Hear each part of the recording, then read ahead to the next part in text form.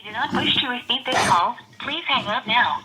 If you have any concerns about a prison, please contact the prison immediately. Go ahead, please. Hello. Afternoon, comrade. Hello again, Mick. How are you? I'm alright, how are you, mate? I'm very well, thank you, yes. Alright. I just come back from the yard. I had, over in the division, and I just had 4 or 5 people in association with me over there, which was pretty good, so it's been a good day, thank you. So it's looking up again for you, is it? Yeah, it doesn't mean I'm getting out of here, though, you know what I mean? Like, I'm not allowed to go anywhere, but anyway, there's something better than nothing. Yeah. I've got something for you and your audience, if you don't mind. Go ahead. Yep. Something needs to be said, and to clarify the doubters, if there's any doubt. I know you probably won't ask the question, but I'll ask the question for you, just in case. There may be a question, what would happen if I was put in the same position again, or would I hurt somebody else again? Mm-hmm. Would that be a fair assessment? Yeah, you can ask that. Yep. Right. Well, the situation is that when if I leave here, I leave here with clear intent. You know what I mean? Like, I just want to, because I'm getting older and my health's not that well, so I just want to be able to do my jail and just find a spot in the system and just die old disgracefully. You know what I mean? Because I'm never going to get parole or anything like that. I don't qualify. So why is that? I'll explain. I'm just on a roll at the moment. Sweet. Go, yeah. Yeah. So what it is that so I have every intention of doing the right thing. But the department, like when I killed that copper, like he was a rapist, like he raped a young girl whilst on duty anyway, right? Yeah. So I've killed him. When the coronial inquiry was undertaken, the coroner told DCS to stop making risk management decisions, because when they put me over there with him, right,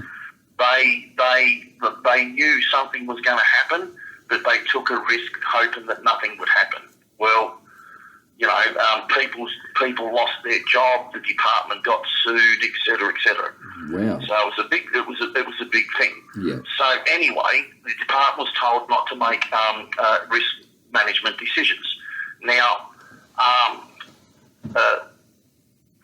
up until recently, what they're doing is that they're slowly sneaking in sex offenders into the mainstream prison population. I'm not a protectee, I'm a mainstream prisoner, but they're slipping sex offenders into the mainstream prison population. What? In the last couple of months, I've heard a manager and the CMC and a social worker, all 3 different individuals at different times, tell a prisoner in the unit that I'm in that because when you come into the unit, you don't get a book, you don't get nothing. You don't get a book to read, you got no TV, no nothing. A lot of people don't want to be here, and this is not the place for anyone.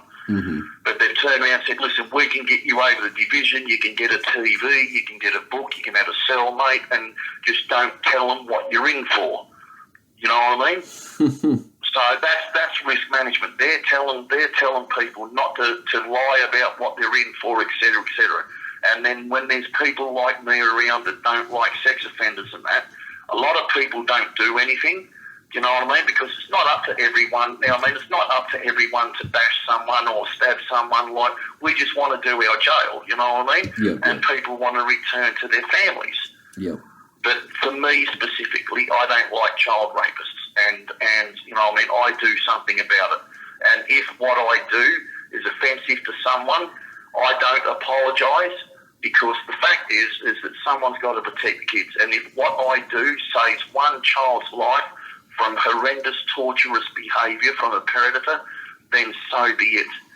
But say they move me, you know what I mean? Mm-hmm. You know what I mean? Like I can, you know what I mean? They assure me that they're going to make sure that they put if I'm not going to be moved. But anyway, The thing is, if they move in, I'll make sure that they don't put sex offenders in. Well, for fuck's sake, do you know what I mean? Twice I've been in the yard with association and they put 2 sex pests in with me. It's a setup. Do you know what I mean? And so I've had to ask them to get out. Do you know what I mean? I haven't done anything. Do you know what I mean? Yeah. But I won't be in their vicinity. I don't want them near me. I don't, just because they may associate or be with other people, that's up to them. Do you know what I mean? Mm-hmm. That doesn't mean that I have to. I'm not going to sit there and break bread and make out everything's okay. I'm you know what I mean? You understand what I'm saying? Yeah. So they continue to make, for futuristic behaviour, I'm explaining this. I have no intent to re-offend or anything like this. But the onus is on the department. Do you know what I mean? This is what we're up against. The department, they know who's sex offenders and who aren't. They know who they're putting in the unit. Do you know what I mean? Yeah, they do. Well, the thing is, they've lied to me about everything through this process. Mm-hmm. And you know what I mean? Like now that the screws won't have me in the division, do you know what I mean? I don't know what more there is that I can do. You know what I mean? Well, I'm doing everything they've asked me to do, and yeah. Now, but to your question, where you've asked me about why I don't qualify for parole, mm-hmm. the last 2 sentences, because they've been in prison, or the last 3 sentences, they're prison matters on other inmates here at the prison. Yeah. They were sex offenders, right?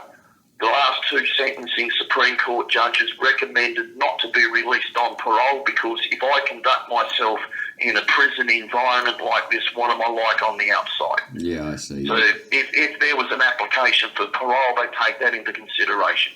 The third point is that the second point is that